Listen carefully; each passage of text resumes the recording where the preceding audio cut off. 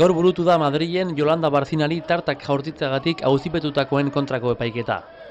Lau auzipetuek ukatu egin dute 2011ko urriaren 27an Okzitaniako Tolosan egon izana. Inputatu gisa deklaratzera deitu zituztela azaldu dute eta Iruñan atxilotu zituztela. Goizeko 10 inguruan hasi da epaiketa auzipetuen deklarazioarekin.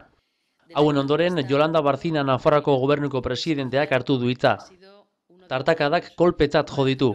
Esan du ezusten harrapatu zutela eta min handia eman ziotela. Fiskalari erantzunez, Barcinak gaineratu du justizia nahi duela erasoagatik. Barcinaren ondotik foruzainek deklaratu dute. Fiskalak 5 urteko zigor eskaera egin du auzipetu bakoitzarentzat. Ez du zigor handiagorik eskatu Ovejerorentzat, baina bere kargua baliatuz akreditatu zela azpimarratu eta epaileei hori kontuan izateko eskatu die. Barcinaren abokatuek atentatutzat jo dute protesta eta bat egin dute fiskalaren eskaerarekin. Ovejerorentzat 6 urte eta 3 hilabeteko zigorra eskatu dute. Defentsaren abokatuek absoluzioa eskatu dute. Lau auzipetuei babesa agertzeko hainbat mobilizazio eta protesta egin dituzte egun osoan zehar. Goizean elkarretaratzea egin dute Auzitegi Nazionalaren atarian eta arratsaldez besteak beste tarta jaurtitze bat egin dute Madril erdialdean. Mila Elortza AHT gelditu mugimenduko kideak nabarmendu du abiadura handiko trenaren eraikuntzari desobedientzia erantzuteko momentua dela.